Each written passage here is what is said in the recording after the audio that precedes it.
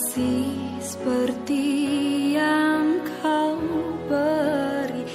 berikan hidupmu ganti diriku.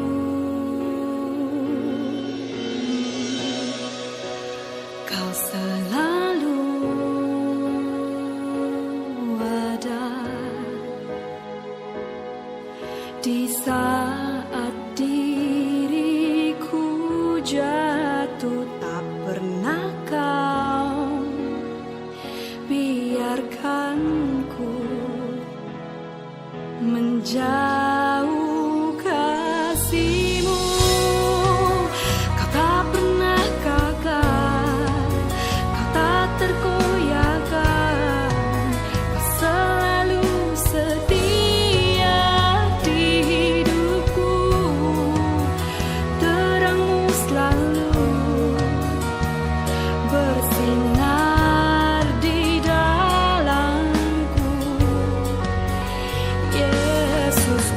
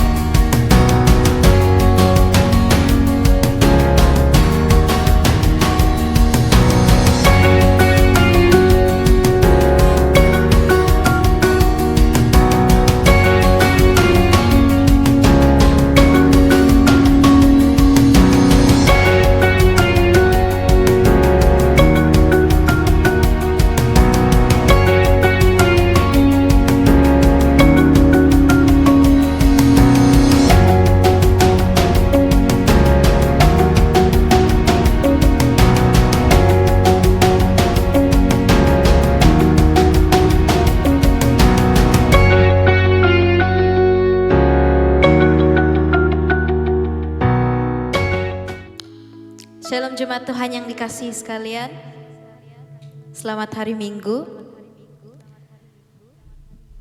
Kita bersyukur atas anugerah Tuhan karena sekali lagi kita dapat bertemu di dalam ibadah online pada petang hari ini. Sebelum kita memulakan ibadah pada hari ini, mari saya bawa kita sama-sama di dalam doa permulaan. Mari kita berdoa.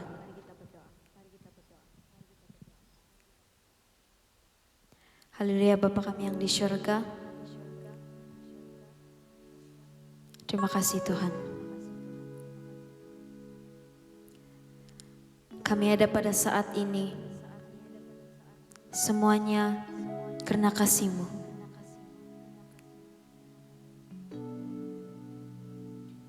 Kami ada pada hari ini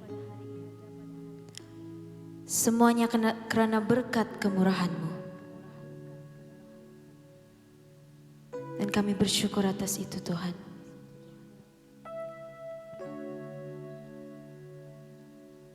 Pada petang hari ini, kami ingin memulakan ibadah online kami. Kami percaya,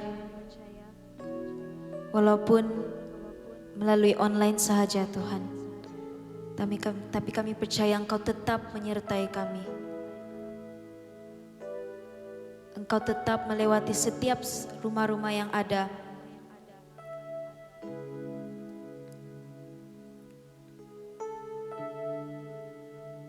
Kami ingin memulakan ibadah online kami pada petang hari ini. Mohon penyertaan-Mu dari awal sehingga akhir.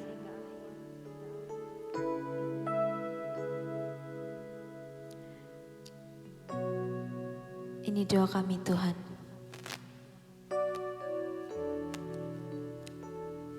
Dalam nama Tuhan Yesus Kristus. Yang merasakan kasih Tuhan, kita bersama-sama katakan amin.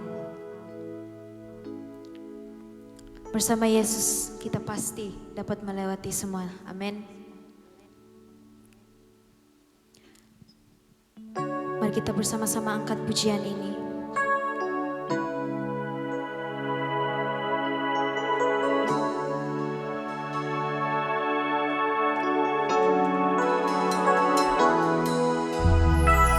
Sebagai tanda ucapan syukur kita pada petang hari ini.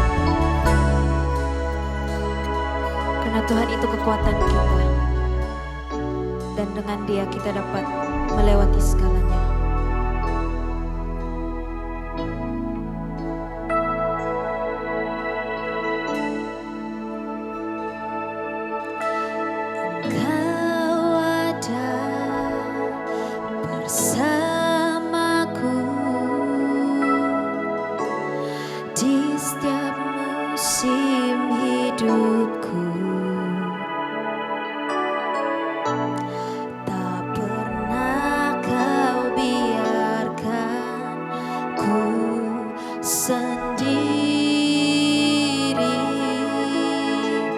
Kekuatan di jiwa kami Tuhan. Kekuatan di jiwaku adalah bersamamu. Tak pernah ku ragukan kasih-Mu.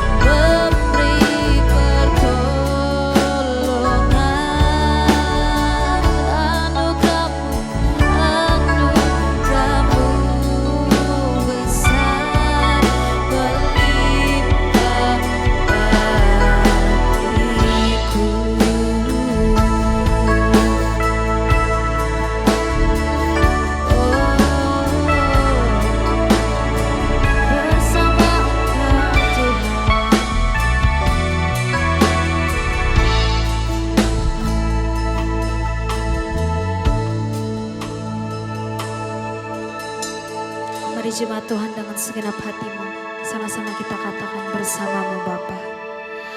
Bersamamu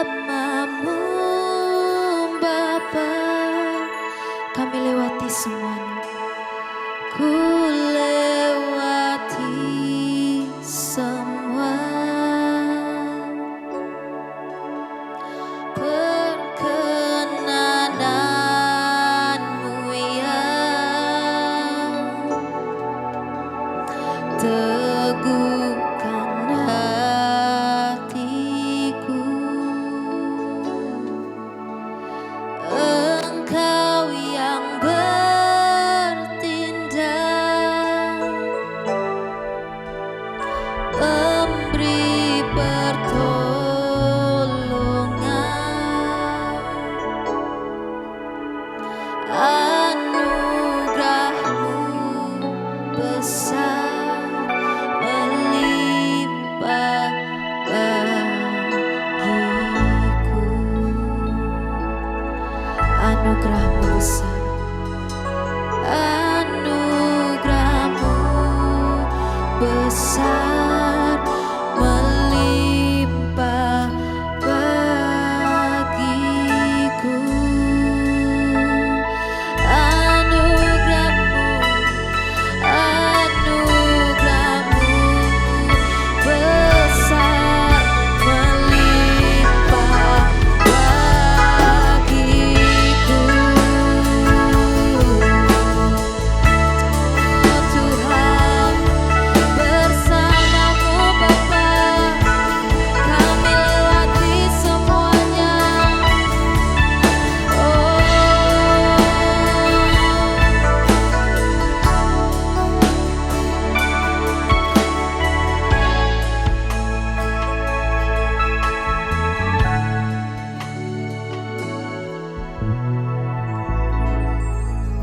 Bapa, sekali lagi kami datang di hadapan-Mu dengan penuh kerendahan hati. Kami percaya kami ada di sini karena kasih-Mu, berkat-Mu yang melimpah di dalam hidup kami Tuhan.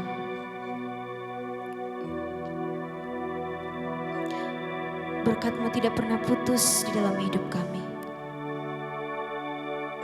Dan kami mengucap syukur atas itu. Bapa, kami sadar bahwa hidup kami penuh dengan dosa. Dosa yang sering menjauhkan kami daripada Engkau.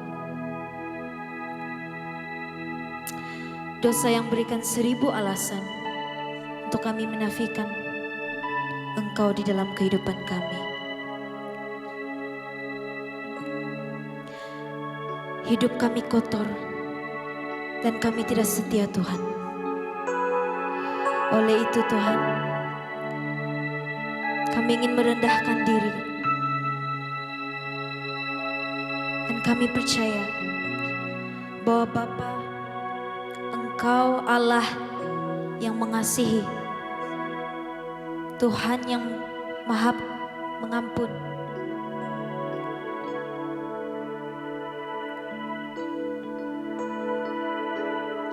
Ampuni kami Tuhan untuk setiap perkara yang kami lakukan, perkara yang menyakitkan hati Engkau,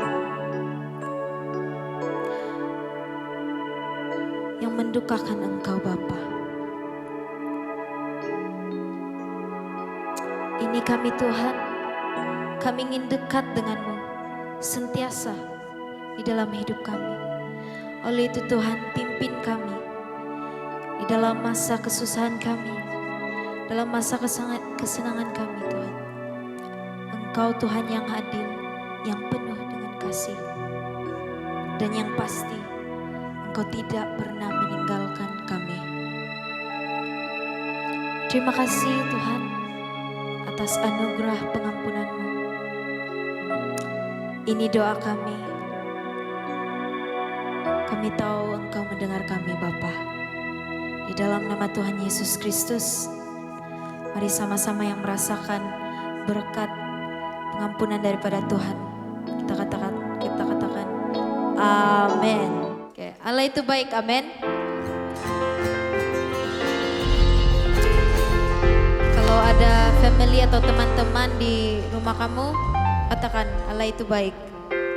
Kalau satu orang cakaplah sama diri sendiri, Allah itu baik padaku. Haleluya. Mari kita angkat pujian ini bersama.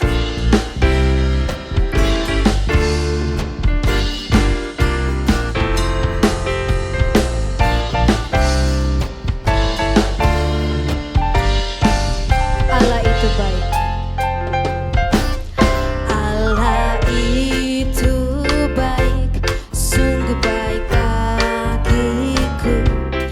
Ditunjukkannya kasih setianya. Dia menyediakan yang ku perlukan. Menyatakan kebaikan, menyatakan kebaikan, menyatakan kebaikannya padaku. Kasih setianya tak pernah berubah. Dulu, sekarang, dan selamanya. Ajaiblah kuasa dalam namanya. Yesusku luar biasa. Mari kita angkat pujian ini sekali lagi. Allah itu baik.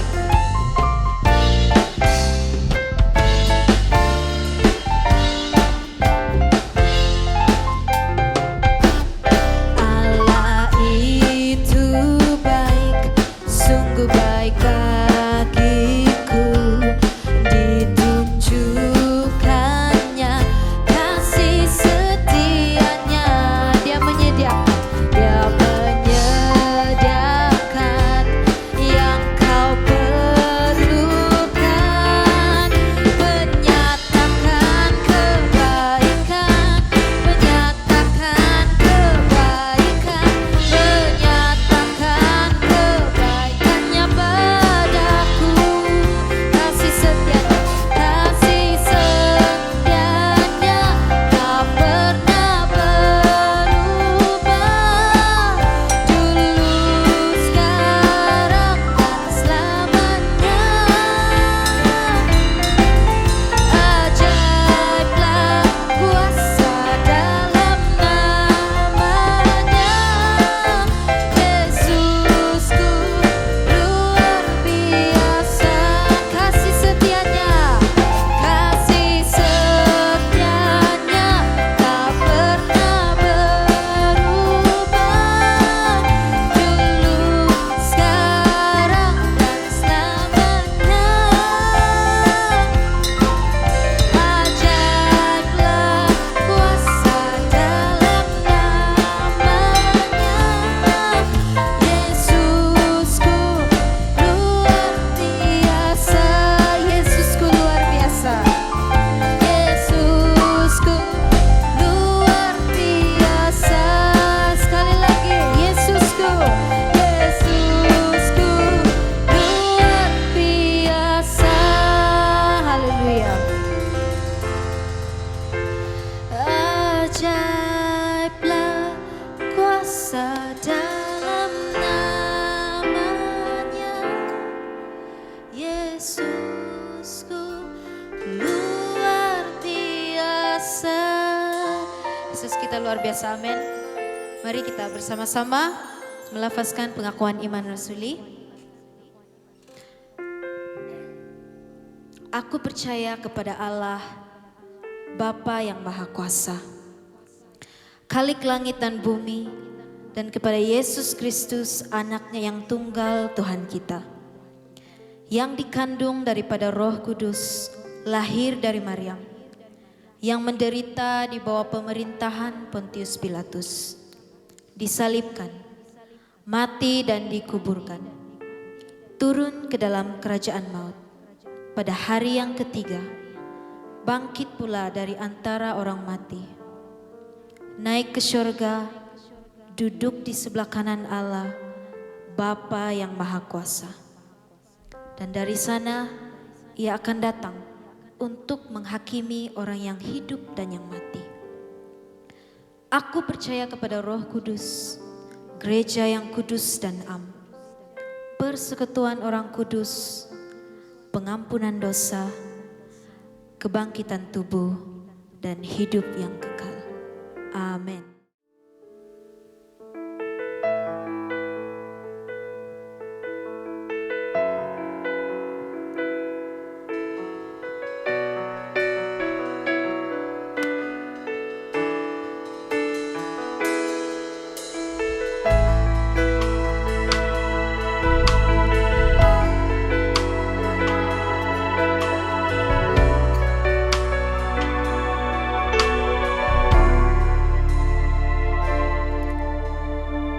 Katakan semusim berlalu.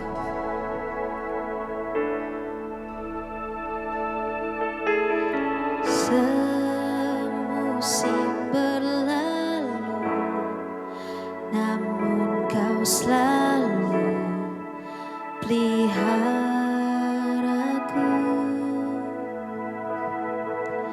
Kasih dan setiamu tak pernah layu di hidupku. Lebih luas dari samudra kebaikan-Mu Bapa, takkan habis di hidupku. Lebih tinggi dari cakrawala, tak terbatas kasih-Mu. Sungguh ku bersyukur. Mari kita angkat pujian ini sekali lagi. Tak terbatas kasih-Mu Tuhan.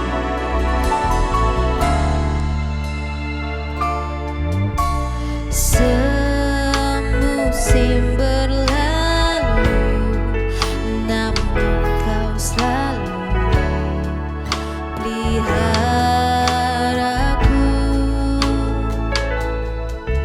Kasih dan setia-Mu tak pernah layu di hidupku. Lebih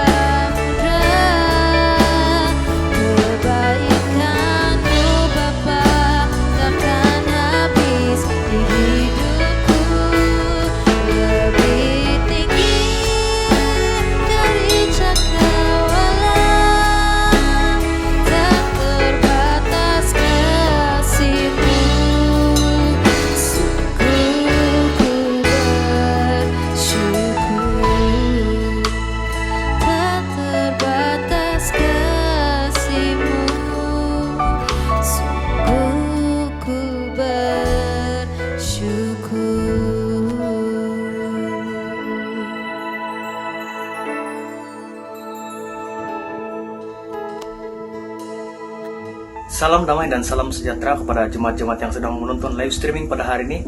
Saya harap walau dimanapun kamu berada sekarang, kamu senantiasa berada dalam keadaan yang baik dan senantiasa ada sukacita karena kasih Tuhan Yesus Kristus menyertai kita pada hari ini sampai selama-lamanya. Pada hari ini saya ingin mengajak kamu semua untuk belajar daripada satu teks yang dipetik daripada Kisah Para Rasul, pasal yang ketiga ayat yang pertama sampailah ayat yang ke-10. Saya akan bacakan ini kepada kamu dalam terjemahan bahasa Indonesia. Tetapi apa yang saya maukan ialah kamu juga membuka Alkitab kamu dan membaca bersama-sama dengan saya teks ini. Saya akan bacakan Kisah Para Rasul 3 ayat yang pertama sampailah ayat yang ke-10. Pada satu hari menjelang waktu sembahyang, yaitu pukul 3 petang, naiklah Petrus dan Yohanes ke bait Allah. Di situ ada seorang laki-laki yang lumpuh sejak lahirnya, sehingga ia harus diusung.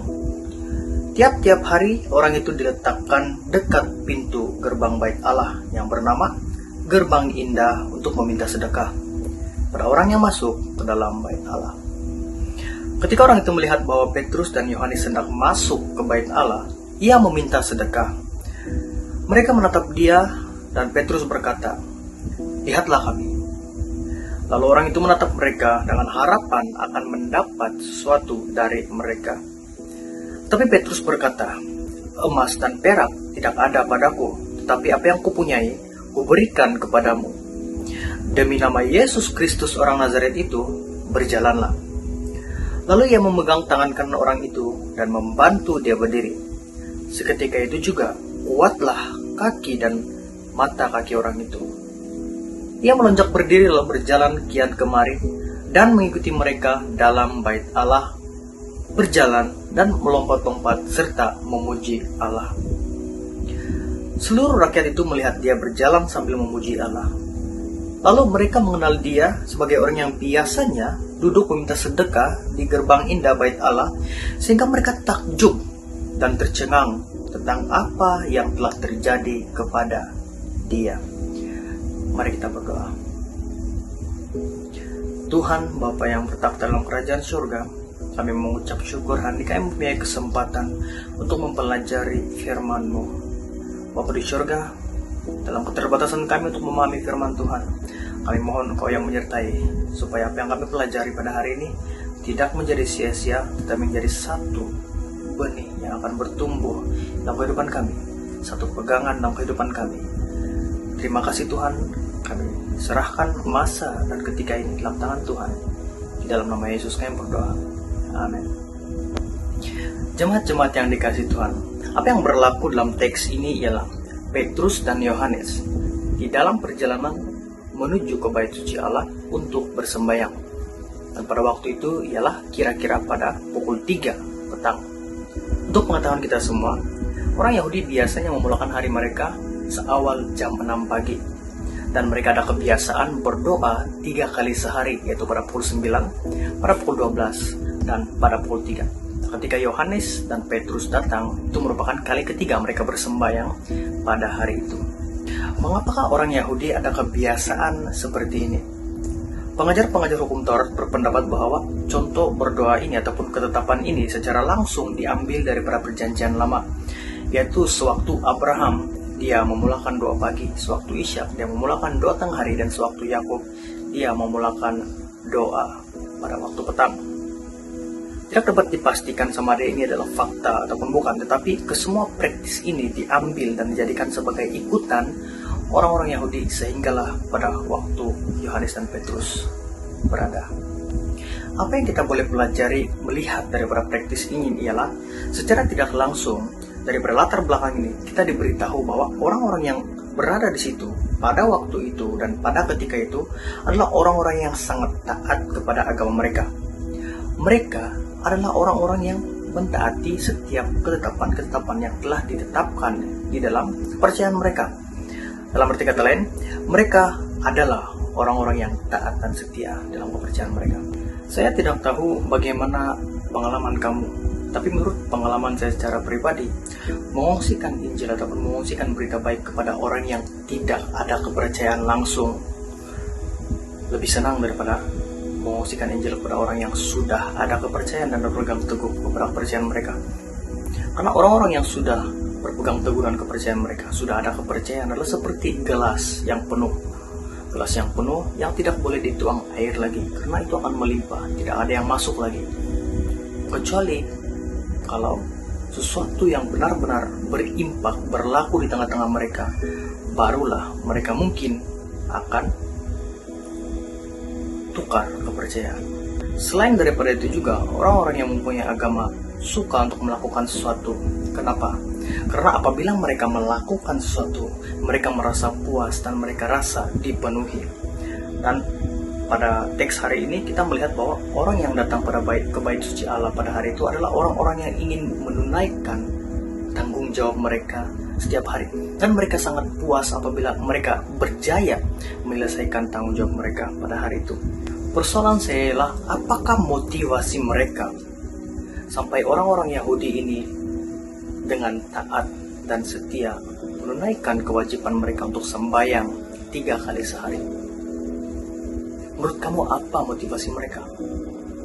Nah, sudah tentu motivasi mereka ialah mereka ingin mendapat upah daripada apa yang mereka lakukan. Mereka mau kelihatan baik. Dan dengan menurut hukum itu, mereka berharap mereka akan berkenan di mata Tuhan. Ini yang memotivasikan mereka. Tetapi ingin saya ingatkan berkali-kali sewaktu saya mempunyai kesempatan untuk berkhotbah bahwa di dalam kekristenan situasi kita sangat berbeda. Kita memperoleh upah kita bukan karena kita baik ataupun kita taat kepada setiap ketetapan-ketetapan yang telah ditetapkan di dalam institusi keagamaan kita. Tetapi kita mendapat upah kita karena seseorang telah membayar bagi kita dengan harga yang mahal supaya kita beroleh apa yang kita tidak layak peroleh. Dalam arti kata lain, Tuhan Yesus yang telah mati di atas kayu salib telah membayar lunas semua hutang kita. Dan karena kita percaya kepadanya, kita pasti akan diselamatkan. Jadi ini bukan soal kita bekerja untuk dapat keselamatan, tetapi diberikan secara percuma oleh Tuhan. Tetapi ini bukan bermaksud bahwa apabila kita sudah tahu bahwa kita memperoleh keselamatan dengan percaya kepada pekerjaan Tuhan Yesus Kristus, kita tidak mau lagi ke gereja ataupun tidak mau lagi mengikut ketetapan-ketetapan yang telah ditetapkan oleh institusi keagamaan. Tapi apa yang berbeda seperti apa yang saya katakan tadi, apa yang berbeda ialah motivasi kita. Kita bukan mengikuti semua aktiviti-aktiviti ini untuk diselamatkan, tapi kita mengikuti semua aktiviti-aktiviti ini karena ini merupakan ungkapan rasa syukur kita kepada Tuhan Yesus dengan melayani orang lain, melayani sesama kita di dalam satu community yang kita panggil sebagai gereja. Kita lanjutkan lagi kepada teks kita pada hari ini. Apa yang berlaku sewaktu Petrus dan Yohanes masuk ke gerbang indah? Orang yang lumpuh ini sedang duduk. Dia sedang duduk di pintu gerbang itu untuk meminta sedekah. Nah, kita dipahamkan melalui teks ini, orang ini sudah lumpuh sejak lahir dan mengikut tradisi gereja. Orang ini sudah berumur 40 tahun, lebih kurang 40 tahun. Dan sudah lebih kurang 40 tahun dia lumpuh dan sudah beberapa tahun dia menjadi peminta sedekah di gerbang itu. Bagaimanakah orang yang lumpuh ini pergi ke gerbang indah setiap hari untuk meminta sedekah? Nah, apa yang berlaku ialah setiap hari orang-orang akan mengusung dia, mengangkat dia, dan meletakkan dia di pintu gerbang itu supaya dia boleh meminta sedekah di sana. Dan saya pikir bahwa orang ini sudah dikenali oleh ramai orang karena sudah lama dia menjadi peminta sedekah di gerbang itu. Dan ketika orang itu yang sedang duduk di pintu gerbang indah itu melihat Petrus dan Yohanes datang karena mereka hendak bersembahyang dalam bait suci Allah, dia menatap mata Petrus dan Yohanes dan berharap supaya Petrus dan Yohanes boleh memberikan uang kepada dia. Nah, mungkin orang ini beranggapan bahwa Petrus dan Yohanes mempunyai uang, tapi ternyata tanggapannya salah. Ternyata dia salah. Petrus dan Yohanes tidak mempunyai uang. Mereka tidak ada uang untuk diberikan kepadanya. Orang ini meminta kepada orang yang salah jika dia maukan uang. Tetapi hidupnya berubah sebabkan dia jumpa Petrus dan Yohanes. Pada satu sisi yang lain, kita belajar melalui kisah ini bahwa kita tidak boleh memberikan apa yang kita tidak miliki. Kita tidak boleh memberikan kasih jika kita tidak memiliki kasih. Kita tidak mampu berbelas kasihan jika kita tidak pernah merasakan belas kasihan. Tetapi Petrus dengan penuh belas kasihan dan penuh kasih mengatakan kepada orang ini sambil menatap matanya, "Uang dan perak tidak ada padaku. Tetapi di dalam nama Yesus orang Nazaret itu, berdirilah." Dan apa yang berlaku sangat-sangat luar biasa. Orang itu dipimpin untuk berdiri dan serta merta dia sembuh. Serta merta lumpuhnya sudah tidak berkuasa lagi ke atasnya. Untuk pengetahuan kita, bukan Petrus dan Yohanes yang mempunyai kuasa, tapi Tuhanlah yang berkuasa, dan Tuhan bekerja melalui Petrus dan Yohanes sehingga orang yang lumpuh dapat disembuhkan. Saudara dan saudara yang dikasihi Tuhan, Petrus dan Yohanes adalah wakil Yesus. Mereka melakukan apa yang Yesus akan lakukan jika Yesus berada di tempat itu. Kita telah membaca Injil, seluruh Injil, 4 Injil. Kita melihat Yesus tergerak dengan belas kasihan menyembuhkan orang. Jika Yesus berada di tempat itu, di posisi Petrus dan Yohanes, Yesus juga akan melakukan hal yang sama, menyembuhkan orang yang lumpuh itu. Tapi pada kisah hari ini, dalam teks ini, Petrus dan Yohanes telah dipakai Tuhan dengan luar biasa. Tetapi ada sesuatu yang menarik yang perlu kita perhatikan di dalam kisah pada hari ini. Orang yang lumpuh itu selama katakan 35 tahun dia meminta sedekah, dia meminta uang untuk menyelesaikan masalah sementara, yaitu lapar, haus. Tapi ketika dia bertemu dengan Petrus dan Yohanes, dengan anugerah Tuhan, dia diberi penyelesaian yang melebihi daripada apa yang dituntutnya. Bukan penyelesaian sementara, yaitu memberikan uang, tetapi Tuhan memberikan dia keupayaan untuk berdiri semula dan bekerja untuk menyelesaikan, memenuhi keperluannya sehari-hari. Ini merupakan sesuatu yang luar biasa yang diperlihatkan oleh Tuhan melalui kisah ini. Dan orang-orang yang berada pada waktu itu sangat terkejut, karena mereka melihat bahwa orang yang mereka kenal, yang selalu menjadi peminta sedekah, kini boleh berdiri dan berlari, melompat-lompat memuji Tuhan. Karena Tuhan itu baik dan Tuhan itu berkuasa. Sesuatu telah diperlihatkan pada mereka, sesuatu yang luar biasa. Nah, bagi kita yang hidup pada waktu ini, kita juga mempunyai masalah yang sama dengan orang ini. Kita maukan uang untuk menyelesaikan masalah-masalah yang berlaku, yang melibatkan uang seperti makan, minum, tempat tinggal. Dan kesemua ini tidak dinafikan adalah satu keperluan yang sangat-sangat penting pada waktu sekarang. Tapi coba kita pikirkan, hidup ini bukanlah hanya untuk makan dan minum, tapi hidup ini juga untuk memuliakan Tuhan, untuk memuji Tuhan. Karena berkat dan anugerah Tuhan membolehkan tubuh ini untuk bergerak mencari keperluan sehari-hari.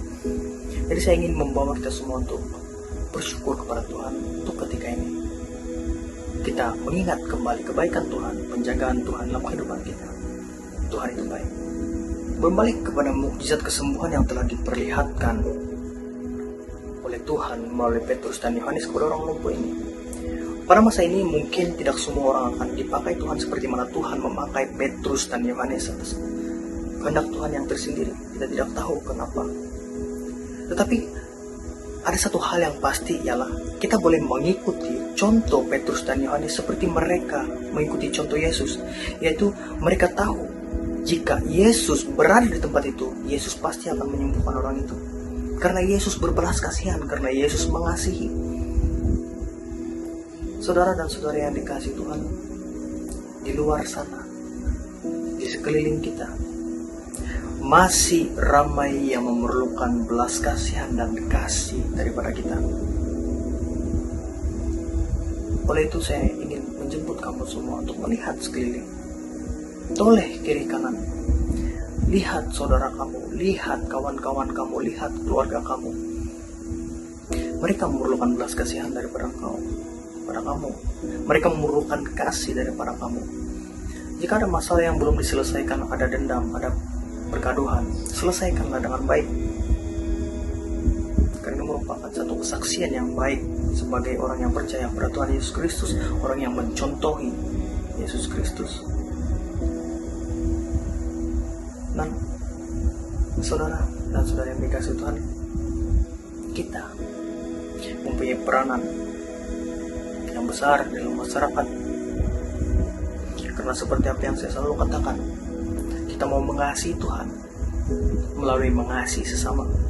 Dan kita sebagai wakil Yesus,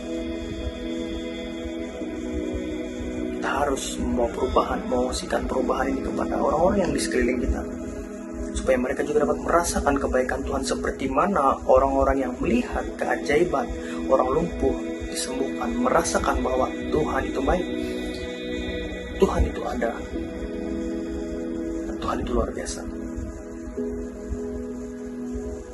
Dan selain itu juga saudara dan saudari yang dikasih Tuhan, jemaat-jemaat yang dikasih Tuhan, marilah kita kabarkan berita baik pada orang lain.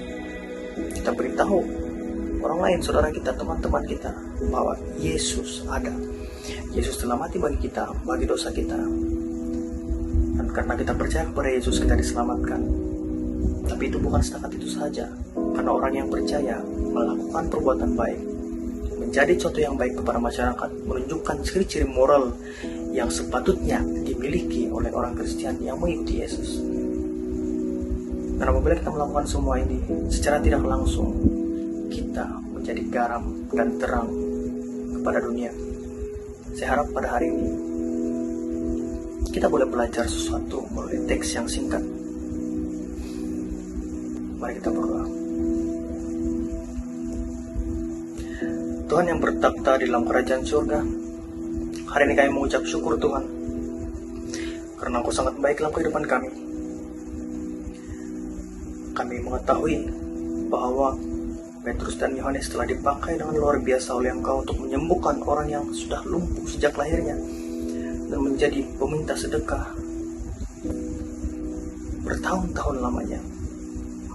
Tapi oleh karena anugerah Tuhan dan kasih yang Tuhan berikan, dia dapat berdiri kembali. Dia dapat melompat kembali. Terima kasih Tuhan. Dan pada kesempatan hari ini juga Tuhan, kami mau berdoa untuk masalah COVID-19 yang masih belum selesai, supaya Tuhan yang memimpin barisan-barisan hadap yang berusaha mencari vaksin untuk virus ini, supaya mereka menemukan dengan segera, supaya kami bebas dan merdeka dari masalah COVID-19 ini. Dan Tuhan, kami berikan kami kerendahan hati, supaya kami boleh mengikuti, mentaati semua SOP yang telah ditetapkan dalam kerajaan, dan kami tidak ingkar, karena kami mau mengasihi orang lain seperti mana apa yang diajarkan pada petikan firman pada hari ini. Terima kasih Tuhan. Dan kami juga mau berdoa untuk jemaat-jemaat yang berada di mana saja, yang bekerja, yang berada di rumah, supaya mereka senantiasa dapat merasakan kasih dan perlindungan daripada Tuhan. Tuhan yang menjaga mereka, memimpin jalan mereka, supaya mereka tidak tergelincir dan jatuh daripada kasih Tuhan yang semula. Dan selain itu Tuhan, kami mau berdoa supaya jemaat-jemaat boleh bertumbuh di dalam iman, boleh mencapai kematangan dalam iman dalam Yesus Kristus. Dan semakin hari mereka semakin mengasihi Engkau, semakin mencintai Engkau, karena mereka tahu bahwa Engkaulah Tuhan yang baik, Gembala yang baik. Terima kasih Tuhan. Masih banyak hal yang kami ingin sampaikan kepada Tuhan, kami simpan dalam hati kami. Tapi biarlah kehendak Tuhan yang terjadi, bukan kehendak kami yang terjadi. Dalam nama Yesus kami berdoa. Amin. Saudara-saudara yang dikasihi Tuhan,